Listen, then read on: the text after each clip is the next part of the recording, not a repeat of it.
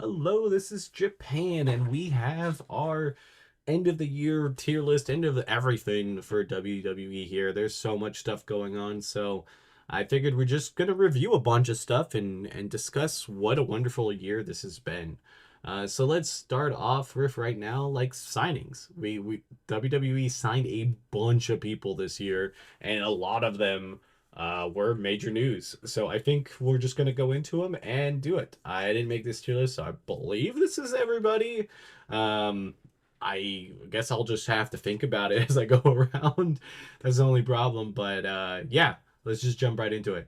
So Naomi coming back was a really good thing. I really was hoping that she was going to come back, and I'm just really happy that it happened. I don't know if it would be the best signing. Obviously, like there's a lot of other signings here that I think ended up being a way better idea, but this is definitely not a bad one. I would put it in lovely. I think it was a good idea. She's now the tag team champ.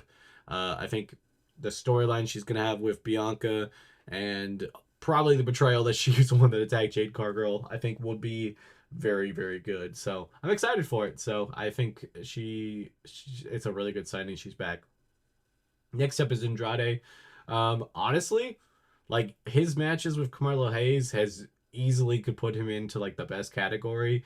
I think overall, he's had a pretty solid year. Nothing like out of the ordinary. He was a speed champion, the second ever one. Just overall, just a good match worker out there. So I'll put him up there here too. Lovely too.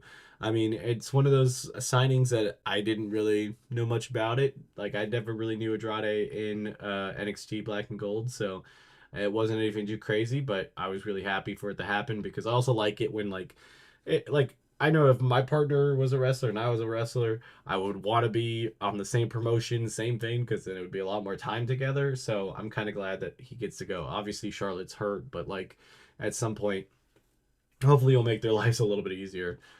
Next up is Sean Spears. Sean Spears is a weird one because like I like Sean Spears and I like kind of what he's doing down in NXT. It's just such a slow burn. Like he kind of had like a huge push and he was looking towards like the main event scene and then it kind of cooled off and now he's doing his little like cult leader or whatever the hell he's doing right now. But I think overall, I think it's going to be better. I'm just going to put it in all right. I don't. I think it's too early to tell how well it's going to be. Next up, we got Jacob Fatu.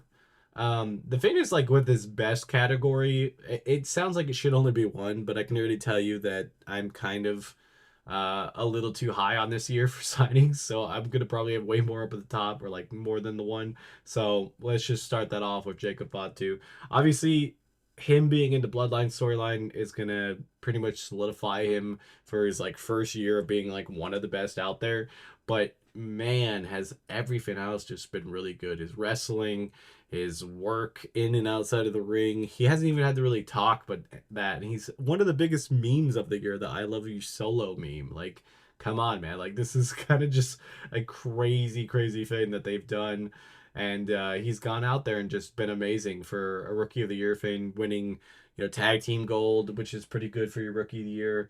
And I'm glad that they put him up here in got him signed because I think for years to come, he's going to be pivotal in this Bloodline storyline that obviously is always going to be part of the WWE. So next up, we'll have she was signed as Delta, now Zarya. Not a big, huge fan of the name change, but like that's just because like I'm used to somebody. This is another one I struggle to put where because like I love I love Delta. I liked her before they signed her. I was very happy they signed her. So I have absolutely liked everything that I've seen. I think her run in NXT pretty solid so far. Nothing too crazy yet. So I'm gonna put it in lovely just based off of that. Obviously, it's been a great start. She's pretty young, so I think everything that she's doing right there is perfectly acceptable and good. So obviously, hopefully, we get a lot more of her and a lot more other stuff with her just involved in the WWE. I will be happy.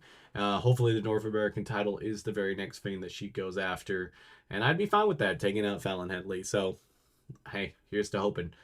Next up is Julia. Julia, honestly, I think for like the hype for me, especially because Julia is probably one of my top I'm gonna go top 10 without having to just like think about it at least. Maybe she'd even get into that top 5. She's just a phenomenal wrestler, and that's just personal opinion that I obviously think it's probably the best signing because I absolutely loved it. I do think that if you think about it as an outside thing, there's a couple other people on this list that could definitely be like the best signing, but I think Julia's like hype, aura, everything around her puts her in that top, and hopefully she might even be NXT champion by the time this video is out. Probably not because it should be out before the end of the year, but like you know how that goes. It's close. Next, what is it? New Year's Evil, so that'd be next week or the week after. Yeah, so yeah, soon enough she should be hopefully the NXT champion. Next up, we got Tama Tonga. I think overall, with what they signed him and brought him in with the Bloodline, I think he's fine. I think it's a good signing, obviously, because it helps the Bloodline thing. I'm never really have been a big fan of anything that he did in Japan. Not that I like hate it, just it's something, and maybe I need to watch more. I think he's a solid wrestler. Nobody that I'd be like, this is the best wrestler in the world. But he's consistent, and for the Bloodline storyline, he's pivotal. So I got to put it in all right. And then you got Tongaloa. He's had a lot of botches. So I'm gonna have to put just about bearable. He's pivotal to like the signing to for like the whole storyline of the Bloodline. But man, he's not had the best wrestling record so far. So I'm gonna have to put him down there. I still think solid signing overall. Next up we have Eric Rowan. This one is just like it's a weird one because it's like it's a good signing because it's very much needed in the Wyatt Sick to also just kind of help them be the Wyatt Sick.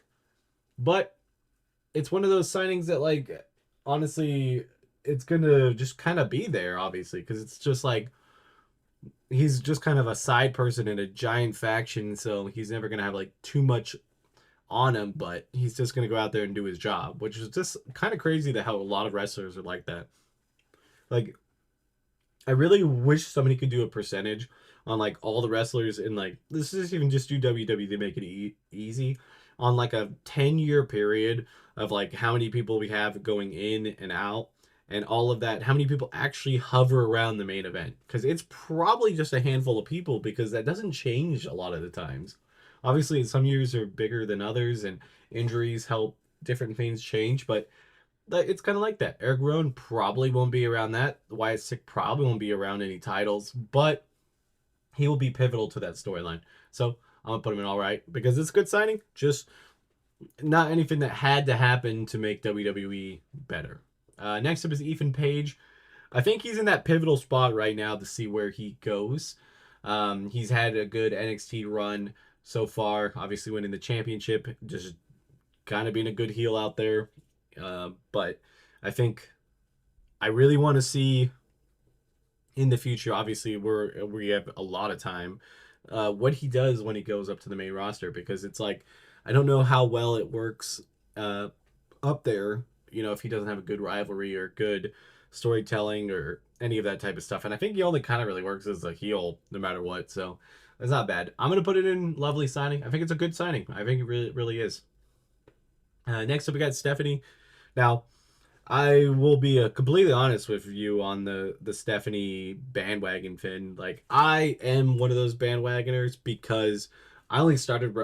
My first match I saw of hers was with Mercedes Moné, and I just instantly was like, this person's cool. And I watched a bunch of matches after that. And then when they said that she's a free agent, she's going to AEW, I was like, man, I really wish it was WWE instead. And I just waited and hoped and prayed, and it happened. And I was really happy about this signing. So I'm going to have to put it in one of the best signings just because it was just, she's a really phenomenal wrestler. And it was a really good signing. Obviously, we don't have enough time and like energy to really put in saying like, this was undeniably a best signing because, what we're saying is it's been very little time. But I personally think it's one of the better signings because I'm gonna enjoy the rest of this time with her here, especially with her, Julia, and everybody else in the women's division out in NXT, which by far is my favorite division because it's just so stacked and almost every woman down there is just phenomenal at what they do, and that's just crazy to say because like I can probably name on Raw and SmackDown at least like 4 or 5 wrestlers each of just like they could cut them out and I would be fine with that. But down in NXT, it's a lot harder because even the people that are like towards what you'd say the bottom are still pretty good wrestlers. They just have other stuff that they need to work on. Because like I'm trying to think like NXT wise, I couldn't even off the top of my head I could maybe think of like one or two, but like then they're really new and they're not even really like NXT people. They're still working on level up and all that, and even people like let's say Rizzo that I would be towards the bottom, kind of being like a like manager and stuff. She just had a phenomenal match and showed off that she can do so much. But I guess that's a whole side tangent for a different video. But yeah, tell me what you guys think. Who was your favorite signing overall? Mine has to be Julia. But if I have to just take my heart out of it, Jacob Fatu probably was the biggest signing this year. And tell me what you guys think. And I'll see you guys next time. Bye, guys.